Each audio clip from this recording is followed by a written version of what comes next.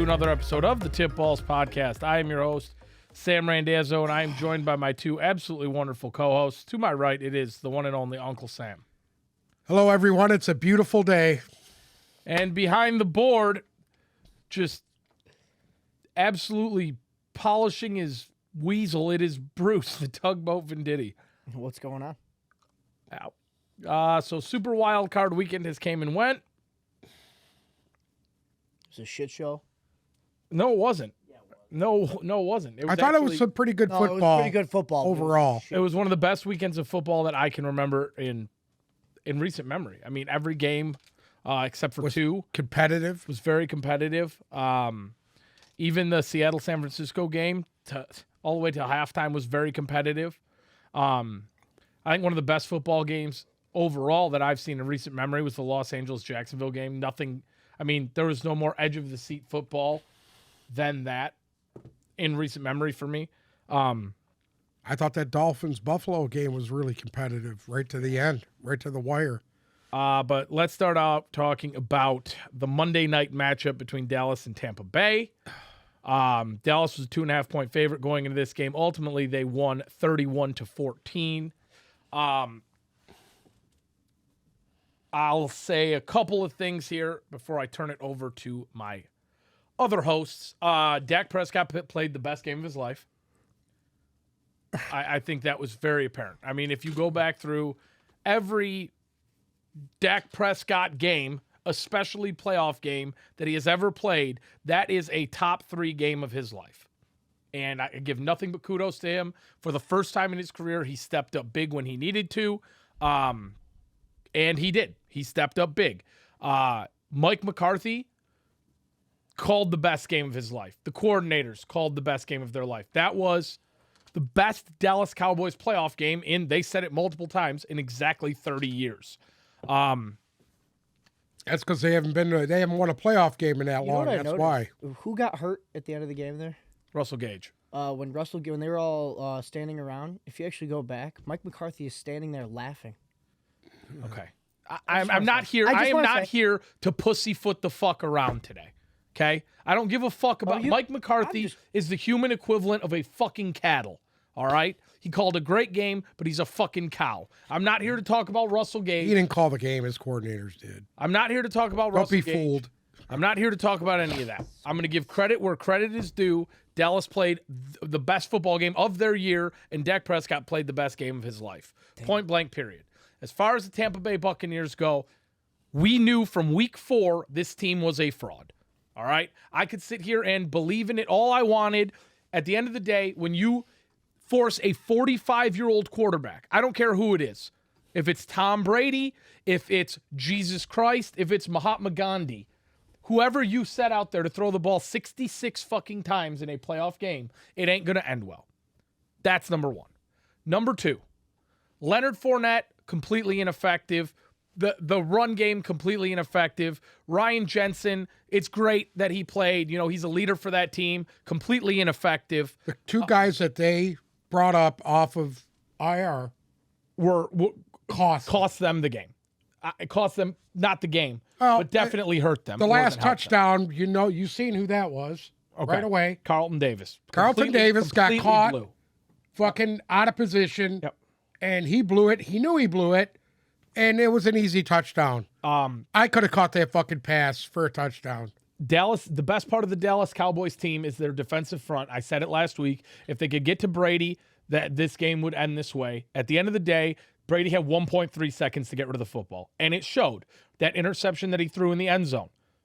I mean, it was awful. It was an awful throw. He owned it up in the post-game presser, but that was the worst I've seen him look in 10 years. It was awful. It was awful. 10 years. He looked uncomfortable. You could tell every throw was rushed.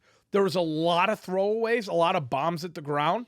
At the same time, again, week after week after week, I think Brian Leftwich called it. Tom Brady's completing 50% of his passes, that should tell you something. Tells you something. That tells you something. Number 1, it was really easy because they got up so big, so fast. By the end of the fucking half, the Cowboys were in fucking rush mode, and that's it. and he tried to play makeup from the midway through the third quarter on. Couple plays didn't go their way. Mike Evans dropping a touchdown. And then you seen what happened. I mean, they were just going to pin their ears back and come after him and give them everything they got. The corners were, they held up. What are you going to do? It is what it is. The offensive line is not good. They are not committed to running the football. You could see that right away. And that's the reason why they're going home. The play calling for Tampa Bay. I don't think the play calling. Stop, dude. Stop. You knew exactly what was every play. Every play. Brian Leftwich, if you go back and watch that game play by play, he is the most predictable play caller I have ever seen. And when you have a great offensive line. This guy's a Super Bowl winning. He's out of a job today.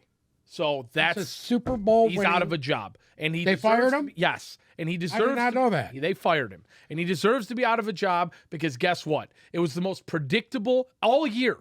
All year. And you're going to say he's a Super Bowl offensive coordinator? And that's what he is. When you have the best offensive line in football and can run the ball, then yeah, you can be predictable. When it's effective. It's completely ineffective. Also, I'm going to throw shade at Todd Bowles. Todd Bowles deserved to be fired 6 weeks ago. Yes. He should have been fired then. He deserves to be fired today because I'll tell you what.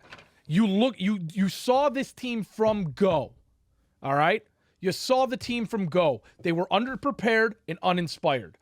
Mike Evans. You got to say something about the GM, too, who did nothing in the offseason. But make the team worse.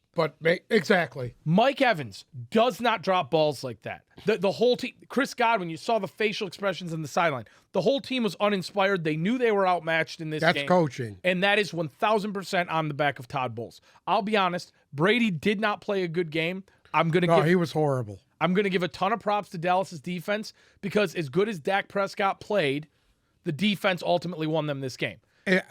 Obviously, that's the truth there. And Tampa Bay, I'm going to go out on a limb and say this. Tampa Bay had no business being in this playoff picture. Their offensive line is the worst I've seen in the playoffs so far. Their defense. I think Carolina would have gave Dallas a better fucking game. I agree. Than they did. Their running game. I truly believe that. Their running game is the worst in the league, not in the playoffs. Their offensive line is the worst in the play. I mean, you have to understand. There was someone in the backfield on every play for the Dallas Cowboys. Every play. There was not one play out of 66 pass attempts. Brady did not have a clean pocket one time. Not once. Not once. It was awful. It was absolutely awful. I will say this: when he was on target, it was beautiful. These guys were dropping fucking balls. Right? It's just like, what the fuck? That one to Mike Evans would have changed the entire trajectory of the game. Then you go into it. If you get that touchdown, you get the one score. You got 2 minutes left. You got three timeouts, and you're down by 8. He did overthrow it a little bit, but Evans should have caught. Evans should have caught that. He should have caught that ball. Game's on the line. You leave your feet. He should have do caught what you that have ball. to do to catch. And it. I'm not one to get into the officiating in games like this. The officiating all weekend was terrible. In this game specifically, there was 2 easy PI calls that they missed against Dallas. For Dallas to have one hold the entire game, and for them to get Chris Godwin is running wide open in the end zone, and the guy fucking basically mugged him. And they didn't throw the flag. Mugged him. That's what I'm not going to put that on. I'm not going to. It's like that in every game. I agree. But at the end of the day, the worst offensive line in the playoffs, the worst run game in the league.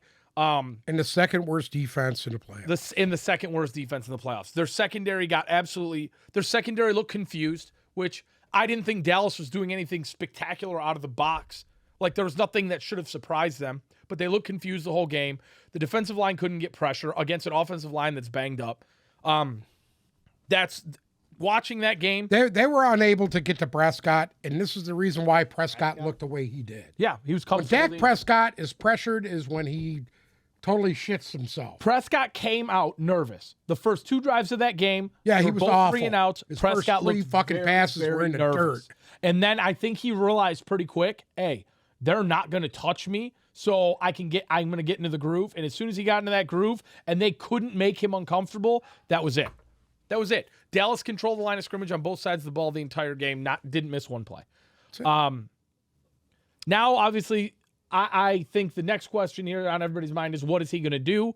I don't want to spend a lot of time on this, and I don't want to speculate because I think it's going to be a long offseason for him. I think we're not going to know what's going to happen for a couple of months. I don't think this was the end of Tom Brady. I don't think he's going to walk away from the game. I don't think he can walk away like this. I think there's a certain point that came up this year where he pretty much said, hey, it ain't going to fucking happen this year. It ain't going to happen with this staff. It ain't going to happen with this team. And I think he was already prepared. I think he knows in his own mind he's going to come back next year because this season was a wasted season, if we're all brutally honest. This season was a wasted season, and we knew that week 6. I didn't want to believe it, but that's the truth of the matter. Now, I don't think he will be back with Tampa. I think he kind of dug himself into a hole with his takes on Bruce Arians. I think he wanted Todd Bowles. I think he very, very quickly realized that this Todd Bowles and Leftwich situation was not going to win him anything, because it's not. I think he's probably just as irritated with the situation in Tampa as he was in New England when he left, and I think he will be gone. I realistically, the Tampa Bay Buccaneers got old overnight. Yep, they did. And for me, they're old at every position. Yeah, skill position there is. Yep. The defense, you got to understand something. From that Super Bowl team, they're missing a lot of fucking players from that defense. Dominican Zoo is gone. Yeah. He was a disruptor. You say what you want to say about this guy. They chose not to fucking re-sign him. Jason Pierre-Paul. And it is what it is. Yep. There's a lot. There's a lot of guys on this team that are near the end of their career. And I think you're going to see. I think you're going to see Todd Bowles back next year. I don't know how. I don't know how. I really don't know how. I don't know how they are going to go in to next year with the shit show that they have right now. I don't think they're without a quarterback. I think they're going to do a full rebuild. I don't see Godwin being there next year. I don't see Evans being there next year. I think Godwin re-signed. So yeah, but they can. Somebody will gladly take Chris Godwin in a trade, and they will get draft capital, and they're going to have to tear this thing down and start over. They got a ring out of it. And now, my personal opinion, I think we're going to see Tom Brady in a Raiders uniform next year. It just seems like the most Mark Davis move there is. There's weapons. Unless Brady just says, you know what, I'm done. Walks away. You honestly, he's already got offers for millions of dollars to be an analyst. But you know he might walk away. You know what? And I heard this take this morning.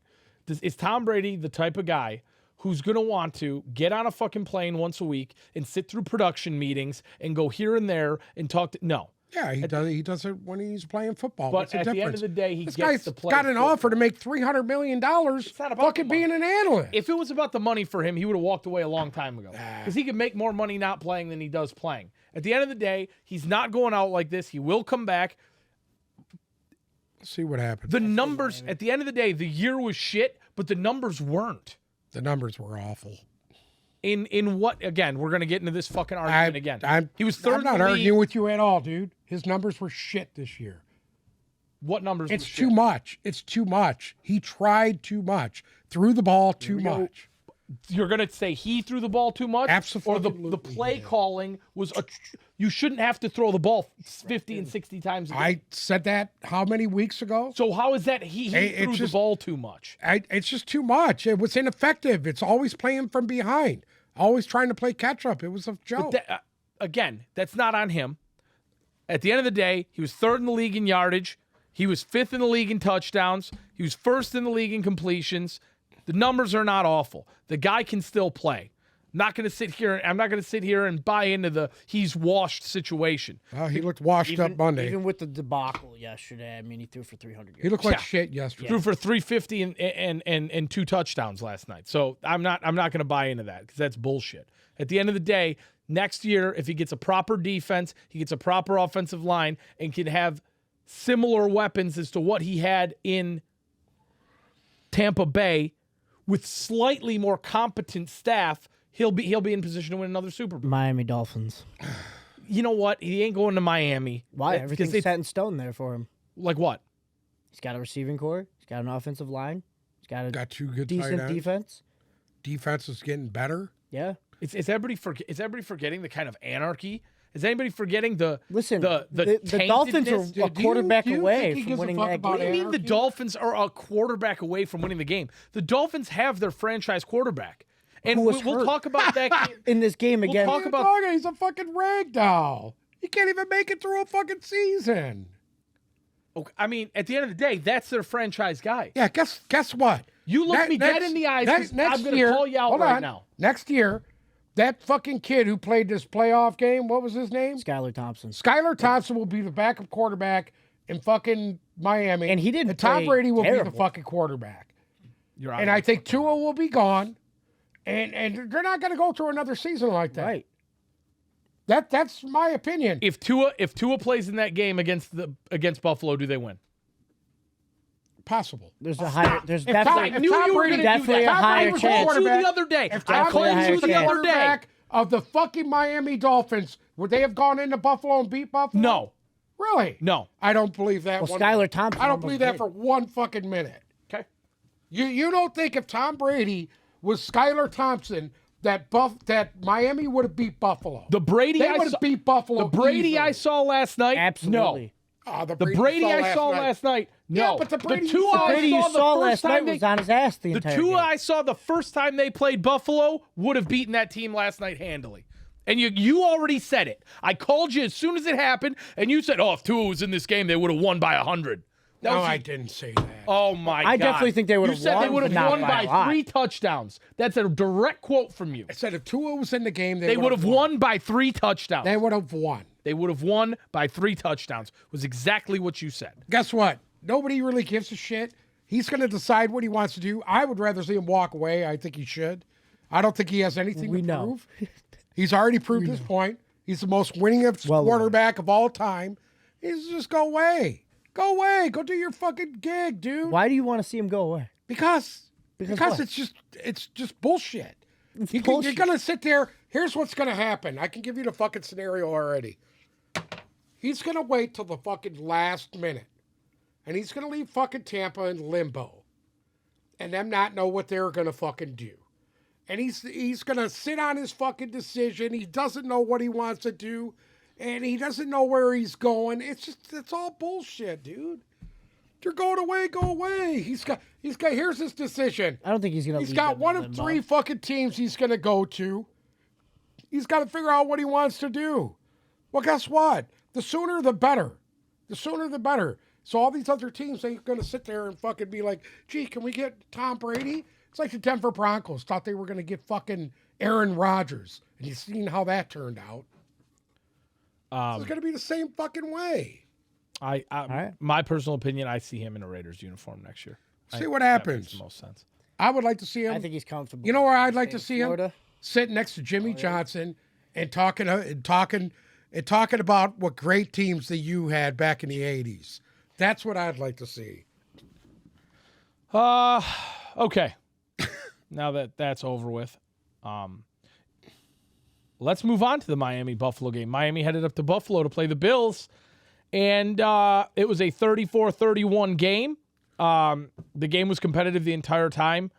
Was that a Saturday game or the Sunday, one of the Sundays? This was a Sunday game. Okay. Okay.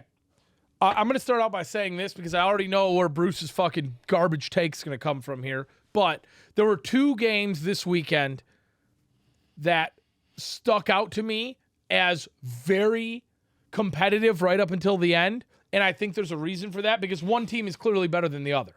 All right? And this game is what? Continue.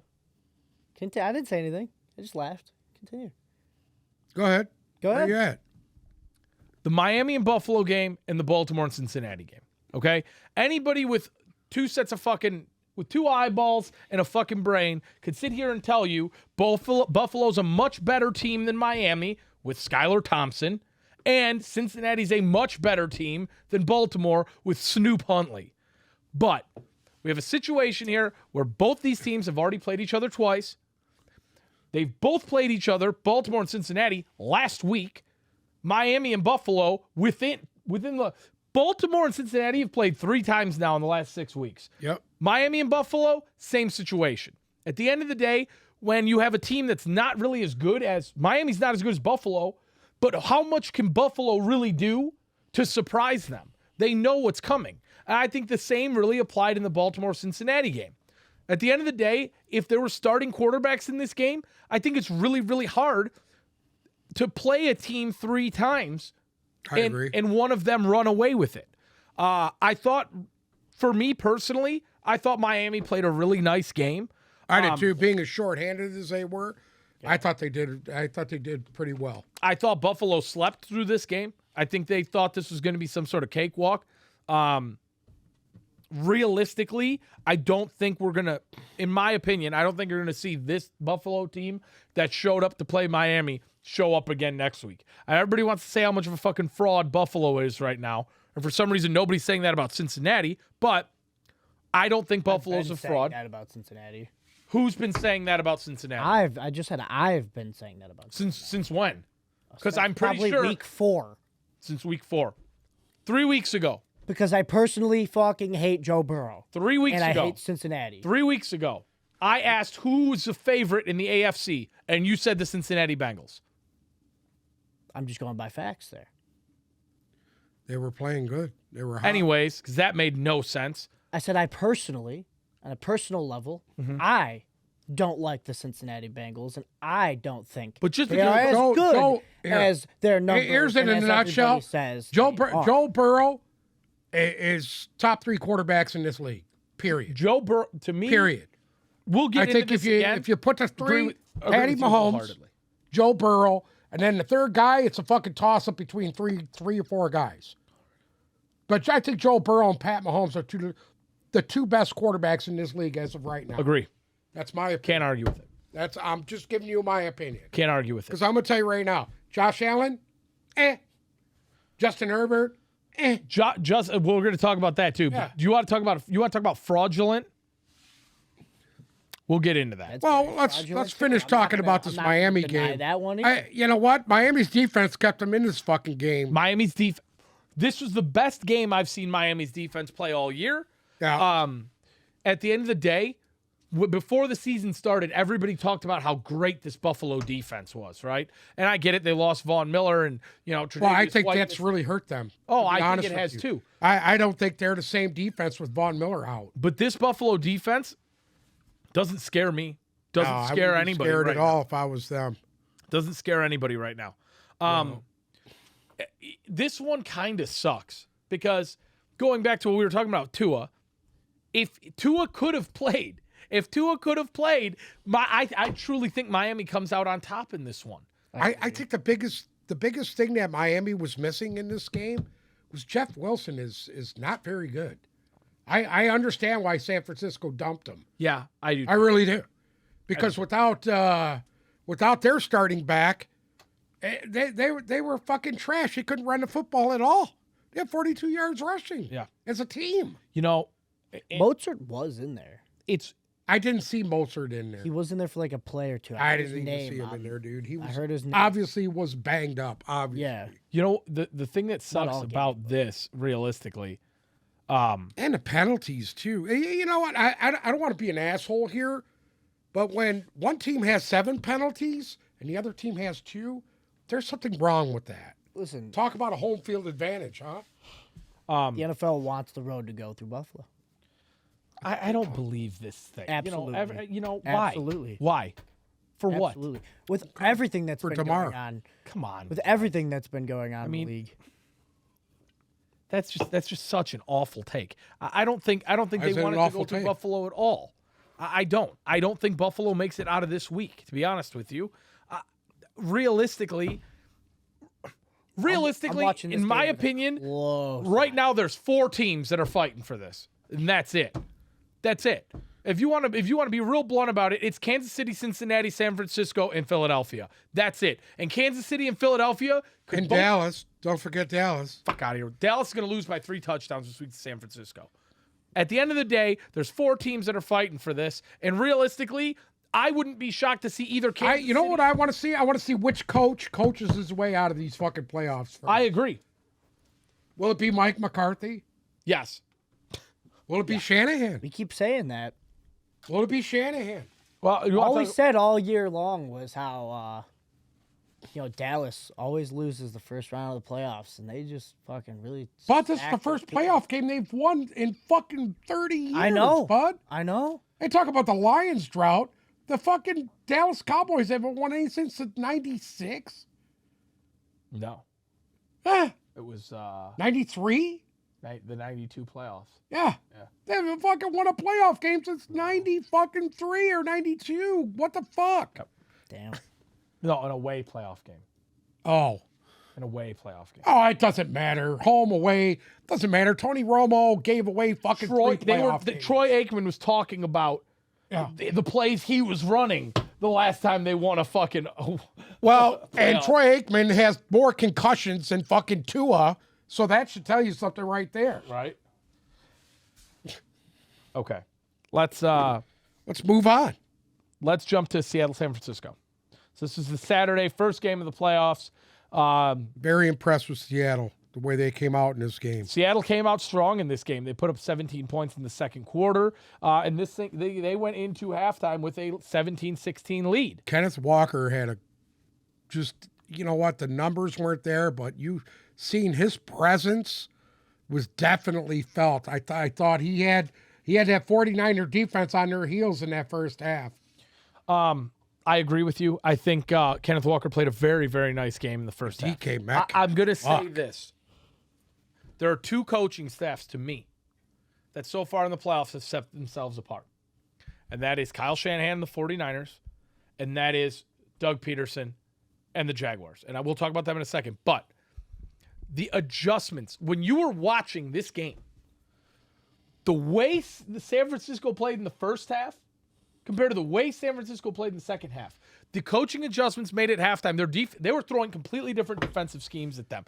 They were able to completely turn this game upside down because they were able to show Seattle a completely different look in the second half. In comparison to last night with Tampa, when the zone didn't work for 3.5 quarters and for some reason they kept running it, Shanahan and his staff was able to turn this game on a dime, and they completely, as soon as they felt it slipping, were able to completely take control. I don't think there's any better team that, if they get a lead, that is as good as San Francisco. If you have to blow them out. Yes. If they are within spitting distance, they will come back, and they will. Because if you go into halftime and you're not up by 20, you're fucked. Oh, you got to, you know what? If you're up by 2 touchdowns on them, and then you're putting pressure on Birdie, because guess what? He's seen a little bit of pressure, and you can see the chinks. But you know what? It's going to take a full 4 quarters of a fucking team playing hard to beat them. Well, he's going to get that test That this week. first half, he was a little shaky, and then he really pulled it together. Well, because they got up. Once they got up, it was easy for them. I mean, because you've seen what their defense is. They Also, turn that front 4 loose, man.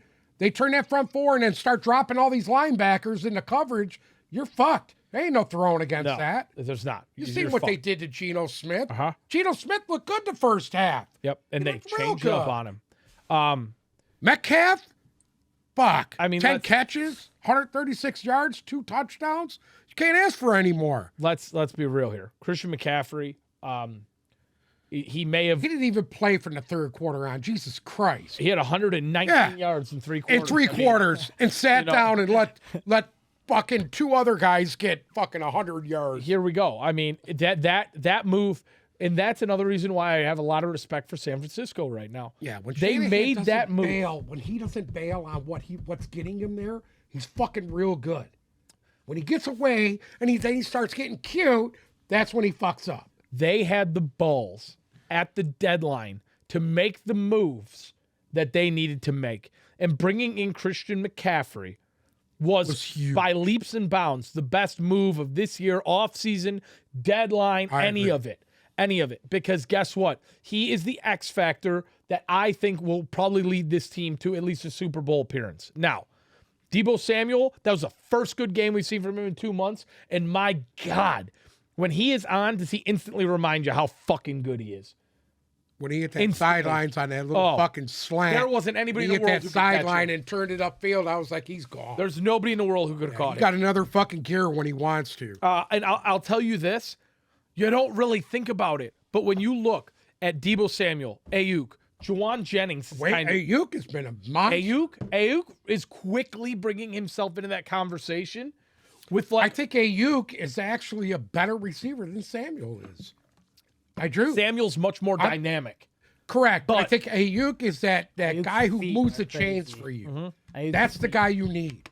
Huh? Like he can turn his feet when he's running routes and shit. He's pretty crazy. He's just solid, man. He always seems like he's always open. He's always getting that first down. And that's the running game. The play action means everything. Because the linebackers are fucking, you know what? They're sucked in, and this guy's just running behind them, wide open. I mean, let's be real here. Before this season, we would have never had, we'd never be having a conversation with Deebo Samuel and Ayuk up there as the best receiving duos in the league. They're up there now with your Chase and Higgins. They're up there now with your Hill and Waddle. Like, they are that good together. And then on top of that, you sprinkle a little Juwan Jennings in there. You utilize George Kittle a little bit, throw a different look at him. They were throwing to some other guy I'd never seen before. I don't know.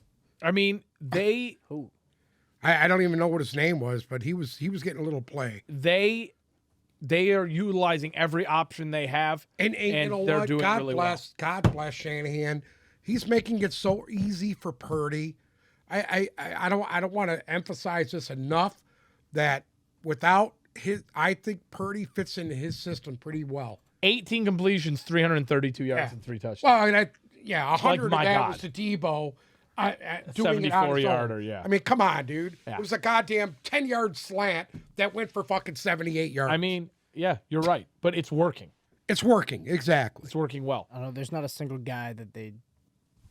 That's a great game. I thought Seattle hung in there tough for the first half, and from then on, it just did not get good for them. Let's talk about the quarterback situation going forward for both these teams. So obviously, I think if Purdy can lead this team to a Super Bowl, I think his job's pretty secure, personally. And then you have to I do too. You know what? You say what you want to say about Garoppolo's gone. But I don't want to speculate too much on the 49ers right now. Well, I do think Garoppolo's gone out of there. I don't think he'll be there. Geno Smith, I think he's earned the right to be the starting quarterback of this team. Okay, I agree with you. But now the $1 million question here is Pete Carroll going to give him the reins? Well, he needs to either give him the reins or let him go somewhere else then if you're not going to believe in him. But I think Carroll believes in him, and he went into this year, traded away Russell Wilson for him. Obviously, he fucking believes in him. I think you keep him. You have a running back who's...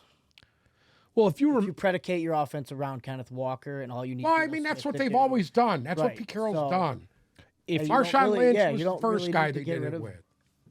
If you remember, there was a quarterback competition in Seattle to start this year. Yes. If you remember, it was Drew Lock and Geno Smith. Because Drew Lock came over from Denver in the Russell Wilson trade. I Geno think Smith obviously won it. I think Geno Smith, if you are Seattle, you got to make this guy a mainstay here. He broke Russell Wilson's passing records. Yeah. And Russell Wilson was a god in Seattle for 10 years. I think that he's definitely earned a solid receiving core. You got a mammoth on one side. You got arguably the best route running receiver on the other side. He be a mammoth? They have a lot of weapons. How long can who be a mammoth? Are you talking about DK? Yeah, he's how a fucking long monster, can he dude. be? It's hard to cover him, dude. He's not easy to cover. How much longer? He's a little head case. DK Metcalf, I mean, he's no older than 26. I mean, yeah, he's young, dude. No, but he's been getting 24. banged up these past few years. He's young. He's a big body. I mean, at the end of the day, big body receiver that every team would love to have out there. Out there, yeah, I guess so. Yeah, tell me you wouldn't love him here in Detroit. Could you imagine him, big body guy like that? Big J. Okay, let's move on. Next up. Where do we want to go first here? We got I'd say left. Go to Chargers. Okay. Let's go to Jacksonville. In my favorite football game that I have watched all year. In my favorite game that I have literally watched all year. And not because it was Jacksonville, because truly, in my opinion, this was the most fun football game that I've watched all year. The first half, I slept through. Actually fell asleep.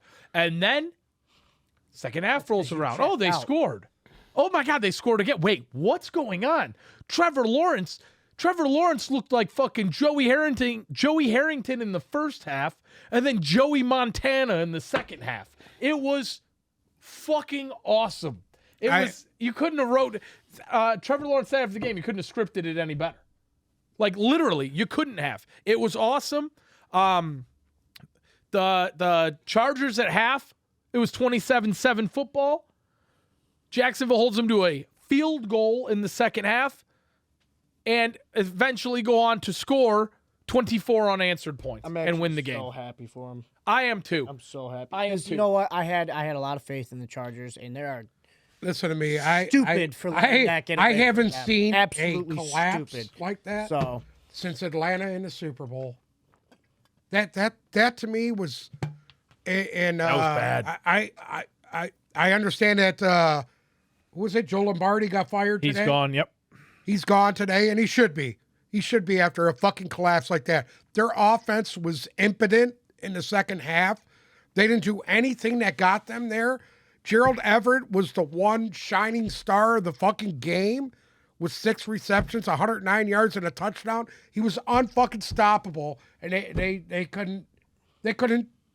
All they had to do, they were up 27-0. I mean, what are you doing? From a minute 44 left in the first quarter, all the way.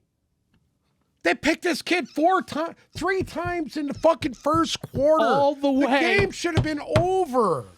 From a minute and 44 seconds left in the first quarter, all the way to 44 seconds left in the third, the Chargers had over a 90% chance to win this game.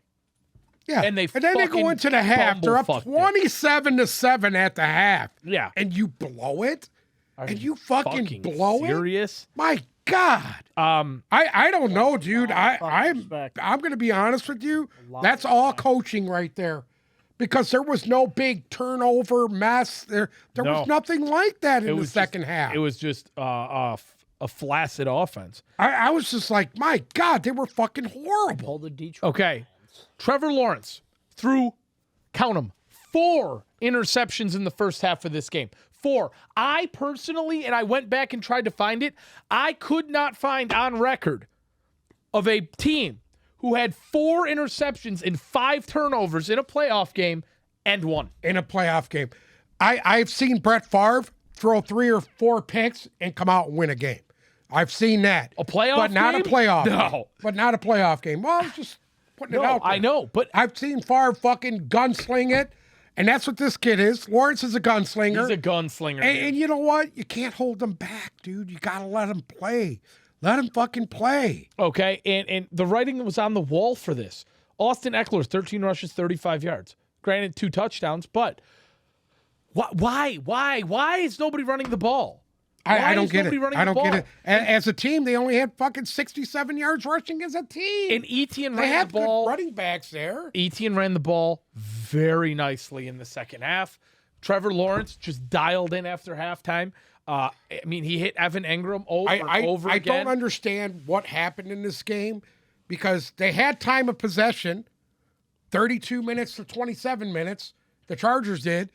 They just couldn't. They just could not. They just couldn't. They just shut off. They couldn't finish it off. You got your King of Florida now. They couldn't finish. They couldn't finish it off. They turned off at halftime. Granted, Mike Williams wasn't playing in this game, and I know we. You know what? I'm not going to use that as an excuse. No. Let's talk about the big purple elephant in the room. Staley, is Herbert the fucking guy there? Yes, he's this guy has 2 very good wide receivers, a really good tight end, an underrated tight end. Oh yeah, Gerald Everett looked incredible because he's been on fire the last 4 or 5 weeks of the season. I think Everett proved himself. He's a top 5 tight end in this league this year. And I think Evan Engram. I think that Jacksonville, if they let him go, they're fucking stupid. They're not going to let him go. They're stupid because I don't think there's a tight end who's been hotter the last 6 weeks than Evan Engram. I mean, Austin Eckler is one of the most dynamic players in the NFL, not just at his position, overall.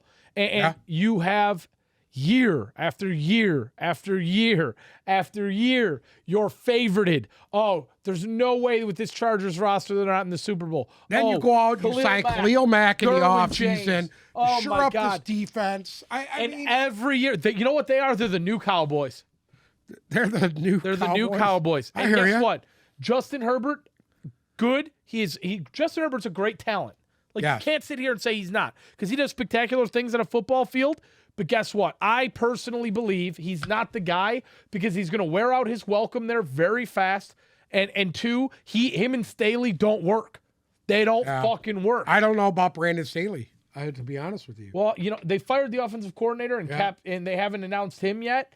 So I think he's going to be around. Maybe he'll be the next one to go. You don't know. You don't know what's going to happen. How's he overstaying his welcome? Huh? How's he overstaying his welcome? Wear out his welcome. Wear out his welcome, which means it happened to Anthony Lynn 2 years ago. Yeah. All of the fans there who every year sit and listen and hear, oh, Chargers are going to the Super Bowl. Chargers are the best team in the AFC. Chargers are going to win the AFC West this year. Chargers this, Chargers that. Keenan Allen, Mike Williams. And every fucking year they underachieve. I don't think it helps that they underachieve. All season long we're fucking this isn't body bags. Guess what? At the end of the day, here we go. Let's break this down. Keenan Allen. I still think Keenan Allen is one of the most talented receivers in football. Right. Top 10. Josh Palmer has had beautiful games this year. Yeah. Parnam, we talked about him being one of the best 3 receivers in the league to start off this year. Gerald Everett's been one of the hottest tight ends. You have, besides Christian McCaffrey, the best pass-catching running back. DeAndre Carter. Very good third receiver. 4th. He's their 4th. Yeah. Where he'd be easily a 3rd on most teams. Josh Kelly, at the end of the day, they don't utilize him enough, but he is an absolute ground and pound dude. And Austin Eckler, besides McCaffrey, is the best 2-headed monster running back in the league. And every year, you have this uberly talented, tall, picture-perfect, if God printed a quarterback kind of quarterback, and every year you fucking lose. Yeah. And if I was a Chargers fan, I would be fucking sick. I'd be sick. When he's out there getting outplayed in 1/2 by Trevor Lawrence. 1/2. A guy who threw fucking 3 picks in the first quarter. Give me a break. Give me a fucking break. You know what? I'm going to be honest with you. Staley should have been fired after that. He should have been fired after that. I would have fired him and Joe Lombardi and everybody else on that fucking team. Yep. And guess what? I would have started, get them all out of there and start over. If this guy ain't the guy, he ain't the guy. Space phone. You want to talk about adjustments at the half. Doug Peterson. I can't give it up to this guy enough. There are so many. I bet you the majority of coaches in the league outside of Dan Campbell at halftime would have reeled it in. Hey, fuck it. Let's get the golf clubs ready. We're going. Let's go. Or book your flight to. You know what? It's a shame because they have a good team. They can't put it together. They can't put it together. I'm going to give myself the credit here. Give myself the credit. You called me fucking crazy all year. For what? No, called me crazy. He For did. What? He called me crazy all. No, why are we still talking about Jacksonville? Jacksonville, was loaded, dude? Their team was fucking loaded, dude. Rather that. What? That was more the Jets. Why are we talking about the Jets? Because he had such a hard on for Robert Saleh too. Why? Because I like Robert Saleh. I like Robert Saleh, but I think he did a shitty job coaching that team down the stretch. He did a shit job coaching that team down the stretch. Yeah. Period. I'm sure I did say it at one point about Jackson. Oh yeah, you ripped me for loving. You know what they did, what they have been doing up into this. Listen, point, a team that won they've captured my attention last year. They won 2 fucking games. You're right. Yeah, they won 2 games last year with the biggest hunk of shit, Urban Meyer. And they were fucking absolutely atrocious last year. And now look at them. Now look at them. Look where they're at. Look what they're doing. They have a good coach that's coaching these guys up, and you're seeing the talent level. That defense's front 7 has nothing but first rounders on it. Agree. The whole front 7 Agree. are nothing but first rounders. Mm-hmm. And I'm telling you, they are going to be a team to fucking be reckoned with for the next fucking 5-6 years. Proper utilization. With what they have. Proper coaching. Yeah. That's what that is. And the killer part is, they're just going to add to it this year. Yep. They're just going to fucking keep adding to it. And that's good. That's a good thing, not a bad thing. You want to know what? they reminded me a lot of the Detroit Lions. Yeah. And guess what? Yes. Don't be Detroit Lions surprised. put a fucking ass whooping on them. Don't be surprised if next year, this time, we're talking about the Detroit Lions winning a fucking playoff game that they shouldn't have, that they weren't favored in, because their fucking defensive front next year. And so you can't is go all 1 going and to be 6. first rounder. They can't come out. They can't come out next year and go 1 and fucking 6. Period. Because you're not going to fucking make the playoffs going 1 and 6. And I'm going to hold this whole staff and this fucking GM and these staff accountable this year. If they come out and lay a fucking egg next year like they did this year, Dan Campbell's third year, then you seriously got to redo everything. I don't want to spend too much time on the I don't Lions, want to either, real but quick, I'm just saying real quick. the futures look good for both of these teams. Real quick, if at 6 games next year you are under 500, everybody goes. Moving on. The New York Giants headed to the Twin Cities to play the Vikings, who I think maybe tied with Tampa for the biggest fraud in the playoffs. As we know, Minnesota went 13-4 this year. 11 of those wins came off of less than a field goal, negative point differential, everything else. Minnesota, the writing was on the wall for this to happen, and the Giants beat them 31-24. And beat them soundly. Yeah.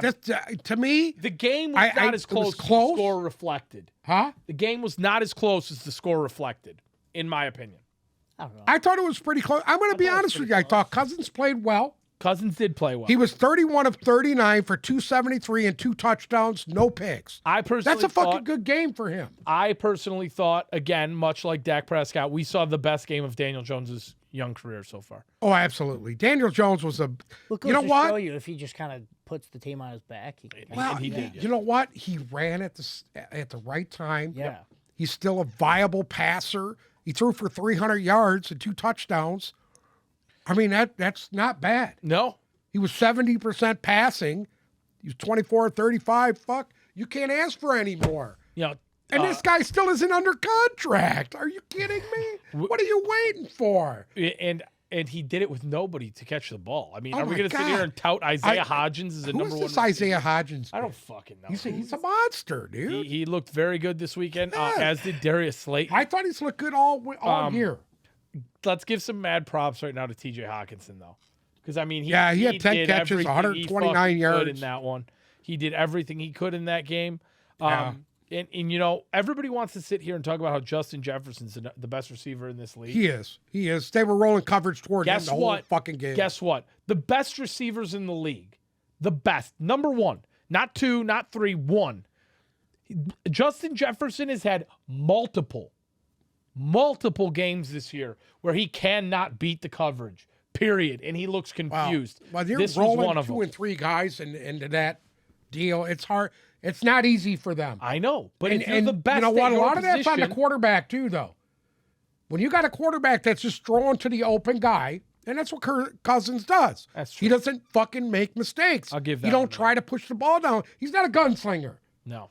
If Justin Jefferson had a Brett Favre or somebody that's an actual gunslinger, throw it up, his dude. numbers would be fucking crazy. Yeah, because he's always open. So, as you said, Daniel Jones obviously not under contract.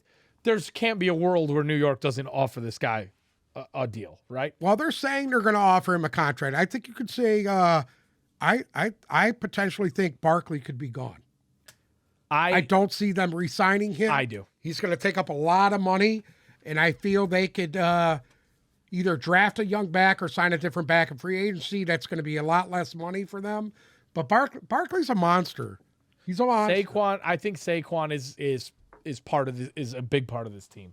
Maybe not as much in his play as he was, 4 or 5 years ago, but I think he's a crucial part of this team. I think he will be back, and I think they're going to pay Daniel Jones. I think they're going to pay him. I think they're just getting. They're not better. paying anybody else. They have. I know. That's the thing. They're not paying anybody.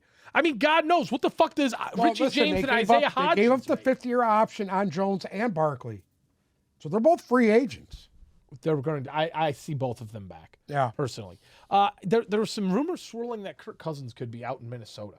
Now, Now, I will say this: Minnesota's defense is fucking awful. Awful. I mean, if there was any defenses as bad as Detroit's, it was Minnesota's.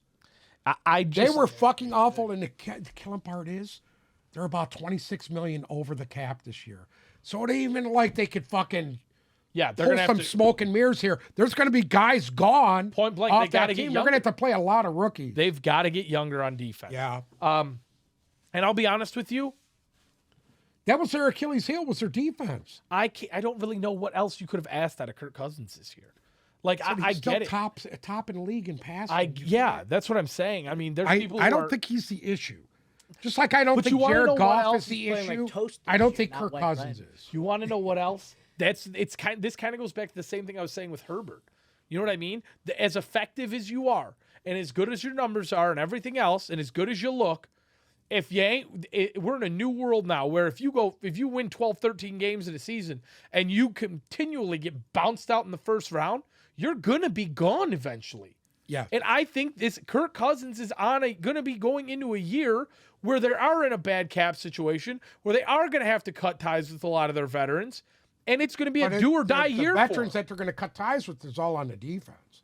Well, that's the bad part. But they have to.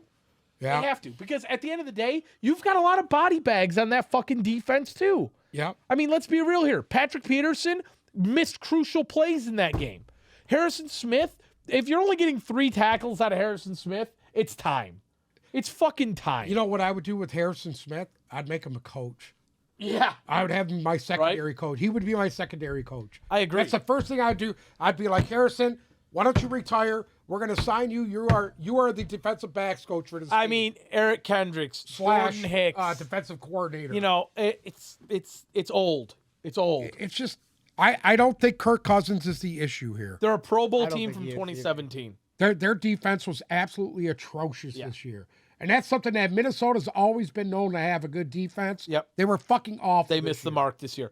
Do you think the Giants are gonna be able to? I don't think they're gonna last long. Again, here we go. I don't know about that. My philosophy here: this will be the 3rd time they've played Philly this year. Right, and they almost beat Philly last week with garbage. And you also had another philosophy on the fact that the 2 weeks off. Yeah, Philadelphia hasn't played in fucking 2 weeks. Well, dude. And you said Jalen Hurts indeed needed that rest, but you had a theory that between Kansas City and Philadelphia, one of them might come out flat as shit. Yes.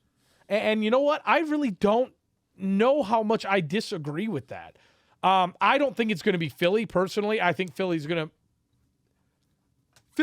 Philly does what they did this year and then come out in the first round and lay an egg, their first game and lay an egg against the Giants, that's a huge disappointment. We're going to talk. Well, let's finish this up and then we'll go into next week. But we got one more to talk about here. Baltimore and Cincy. Obviously, these two teams played last week.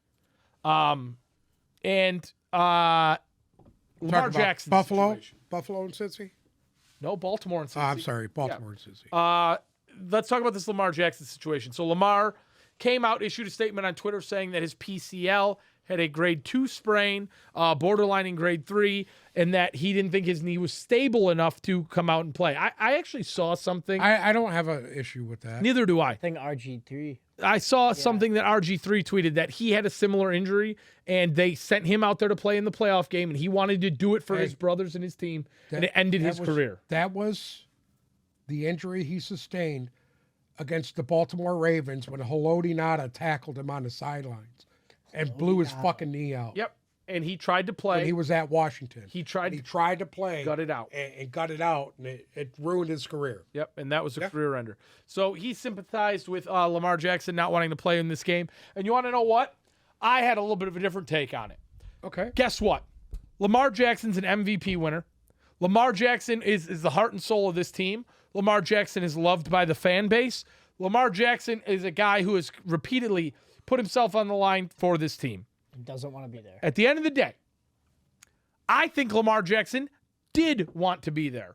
But I think Lamar Jackson finally got fed up with, they don't want me. They won't give me anything. They won't budge for me. They won't make a guarantee to me. So why should I risk my career for them? And I support him 1,000% in You're that. saying he doesn't want to be there then? He wants to be in the playoffs. Listen to me. He wants to be with the They team. keep Sweetheart, I said he doesn't want to be there anymore. Because Oh. guess what? For 3 years, his guys wanting an extension, and they fucking dicked him around every year. And this year, it was finally shit or get off the pot, and they fucking hopped off his pot. So you know what? Fuck them. Fuck Harbaugh. Fuck the ownership. You don't want to fucking make a commitment to me. I'm not risking my career for you. Right. And now the bridge is burned. I don't blame him. Now the bridge is burned. And I think Lamar Jackson will move on next year. And Did then, you see that? Do you see them franchising him? if they do, he won't play. Yeah. If they do, he stupid. won't play. Yeah. That's just stupid. You know what? The guy wants to bolt. Let him go. Right. Don't waste his career. Don't waste your time. a year. Or trade him. Try to fucking trade him now. Because he's still under contract with them as of right now. They can't trade him, right? They have to wait till the league year Well, ends. that's all what that I'm bullshit. saying. Yeah. You trade him in this upcoming thing. Correct. A sign and trade situation. Yes, they could. Yeah. But I'll be honest with you. Again, this is my 3-time-a-year philosophy. Cincinnati didn't impress me all that much in this game. They weren't able to run the ball very well. Joe Burrow was precise, but he didn't light up he didn't light this game up like we know he can. Joe Burrow was sacked 4 times, dude. Yeah, and I'll say was this: under heat, big time. Baltimore's defense played very, very well in this game. I think. Oh, I do too. Yeah, they had a lot of penalties too. Yes, they did. They had almost 100 yards in penalties, the Bengals. So they got to clean some shit up before next week, that's for sure. I personally think that wasn't the real I don't think we saw the real Cincinnati and the real Buffalo at all this week. And I think that game between these two this week is going to be a very, very fun game to watch. Divisional games are played so hard, people don't realize how much goes into that. This was your textbook divisional game. Correct. This was. And it was a battle all the way to the end. Nobody really was able to hop off the sheet and run away with this. That fumble at the goal line killed any that was the chance kiss of that death. The Ravens had of pulling this game out. That was the kiss of death. And that was the kiss of death. And you know what? I honestly was watching that and I felt bad for Tyler Huntley. You want to know what was horrible at it? There was a penalty at the end of that play that they did not call. That was back. That was the most ticky. If they would have called that, that was the most during the regular season. That would have been called. No, that was a ticky tack during bullshit. the fucking return. Illegal block in the back. Listen, yeah, I've seen people swat mosquitoes harder than that block in the back. Saying, that was Come illegal on, block in the back. That was a great no call. I think. There's a lot of no calls in this fucking games this weekend. See, you're so fucking out of both sides of your mouth. They So call you everything. It's you bullshit. don't think There's not enough calls. Oh, Jesus I don't Christ. think Come on. No, All I said say is they this: don't they're call everything. over. The NFL over officiates everything. You just said there was a whole lot of no calls. There was a whole lot of no call. Well, what That's about over officiating because they're choosing when they want to throw the flag. Oh, you guys are both fucking it's high. happening What is every this, Socrates? play. You're going to philosophize now? Okay, Chris Godwin didn't get fucking absolutely raped and Absolutely, mugged. he did. But that's the a no league call. you want. That's the league you want. You say they're over officiating. They call too much ticky tack shit. Over officiating So if you're going to let them is play, you when a can't- defensive have too much tackle power. gets called for a fucking roughing the passer. Stop with the that was roughing the not passer roughing thing. the passer. Everybody knows the Well, roughing the the fucking passer. Two see games where a Everybody guy was knows- thrown into the punter, and it was running into the punter. I mean, When you clearly can't, on you can't screen, have he it was both just ways. thrown. No, You can't have it and it both was ways. reviewed. Listen to me. Can't have it both ways. All I'm saying is this, dude. It is what it is. There's still a lot of bad calls. I think the league needs to look into this referee stuff, and they gotta change some shit up. That's just giving the power to the power. They have mean? they have Giving the power to what? because they control what's being reviewed. They control the flags. They control the rules. So who's supposed to? But I'm just saying, leave it on the refs. And if these guys don't call good fucking game, they should be fucking fired.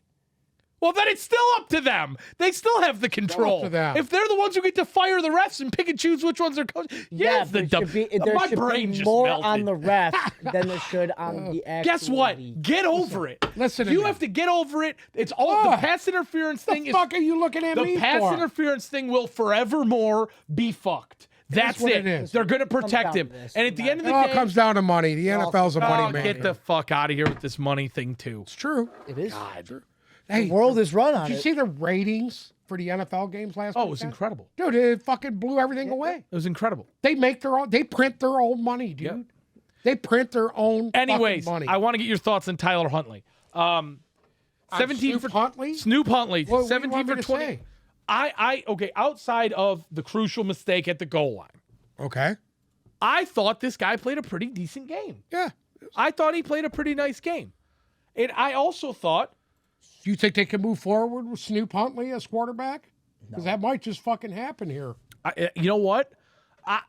This is the thing. The way the Ravens run this team, I wouldn't be shocked to see fucking Tyler Huntley as the starting quarterback there next year. I wouldn't. Okay. They run with what they got, and they just make it happen. That's why, you have Demarcus Robinson, that's Sammy Watkins as your This is the philosophy of the Baltimore Ravens. Win it on not overspend. They always have a good, solid team because they're good coaches on that team. These guys coach up everybody. Yep. And you know what? They don't overspend. Look at when Joe Flacco was making money. What did they do with Joe Flacco? Gone. They sent him out. They hit the road. Yep. They drafted Lamar Jackson. Yep. And they're like, we don't need you anymore, Joe. They even kept around as the backup. They're going to goodbye, Joe. Yeah, get the fuck out. Yeah. You know what? I see them doing that with Lamar Jackson this year. I do too. Possibly say, you know what, Lamar? It's been a good run. Thank you. And goodbye. And guess what? Don't be shocked to see Snoop Huntley. Yeah. Don't be shocked to see the Baltimore Ravens maybe take a quarterback in this draft. What if Brady goes to Vegas and then Vegas gets rid of that guy and gives him to the Ravens? Ravens wouldn't take their car. No, the fucking backup there. What are you talking about? What's his name? Who's that? Starts with a T or some shit. What? The backup in Vegas. Jarrett Stidham? Stidham. That's Get the fuck out. Jarrett Stidham had one good game his entire fucking career. Jarrett Stidham is not a starting quarterback in the NFL. Period. There's Tyler Huntley isn't either. In the NFL that aren't starting quarterbacks. Jarrett Stidham is not going to be. Again, you got to look at it team by team. Is Mark Davis the kind of guy who's going to trot Jarrett Stidham out there to start? No. Mark Davis is an absolute weirdo. I'm just throwing shit out there. You are a big Raiders guy, and you know Mark Davis. You've watched him and his father. There was nobody cooler than his dad. If Mark Davis, just win, baby, win, egomaniac, has a chance to bring Brady there, does he pass that up? Mark Davis doesn't have the stones that his dad had. If they have a chance to bring Brady there, do they pass it up? Well, they already did. No, Brady didn't want to go to Vegas. He wanted to go to Frisco, and Kyle Shanahan passed him up. Well, we'll see what happens here. We'll see what happens. Listen to me. I don't think he passes him up. Stop. Thank you. The problem is this: the Raiders don't have a lot of cash. Doesn't matter. They'll do what they got to do to make it happen. Right. But the Achilles heel of the fucking Raiders this whole year that has just passed was what? I mean, Derek Carr. What was the Achilles heel of this team? Offensive line. Huh? Offensive line didn't play well. Their defense was shit. Their defense slept through a lot of games. Yeah. Yeah. They gave up a lot of games for them. Yeah, but if they use their entire draft, they don't need to do anything on offense. No. As long as they re-sign Josh Jacobs and you bring Brady in and you just draft all defense. Huh? I wonder where Carr goes. Into the sunset. All right, maybe he's out of a fucking job. Who knows? So right now, yeah. Going forward in the divisional round, we have Philly and the Giants, San Francisco and Dallas, Buffalo and Cincinnati, Kansas City and Jacksonville. And we're obviously going to preview these games on Friday, but I just want to know. I'd say we preview them right now. Let's do it right now. I'll make my fucking picks right now. No, I'm ready. They got to wait. You guys got to wait. They already got the fucking points up. They got everything up. Let's rock. You agree or no? Let's rock. I don't care if both of you agree. Come on, let's rock. So let's do the fucking preview I want to ask you one question about these games coming up. Pussies. Which game are you most excited to watch? There's actually two games that I'm excited to watch. I didn't ask you which two. I asked you which game you were most excited to watch. The Cowboys and the 49ers. Wow. Yeah. I did not see that coming. Yep. Bruce? What are the games? Oh, motherfucker. They're not up here, man. Yeah, they are. Oh, wait, divisional round. Learning. It's like, how do you not know who's playing? Well, I don't know the matchups. Well, let's go with the Saturday matchup. Okay. Okay. Now I'm looking at them. What's your favorite? What's your game are you most excited to watch? Damn, the Eagles. 49ers. Mine's very easy. What, the Bills and the Bengals? No. Oh, really? I am most excited to watch Kansas City and Jacksonville. That was good, too. I'm not excited for that. You know what? I like Jacksonville, and I want to see them do well, but them going into Kansas City scares the shit. In Arrowhead against the cuteness. Yeah, and it all depends on which Patty Mahomes comes out. Is it super cute Pat Mahomes? Fucking Kind of cute. Playing point guard down the field on every fucking drive. Pat Mahomes comes out because you know what's going to happen. He's going to get cute.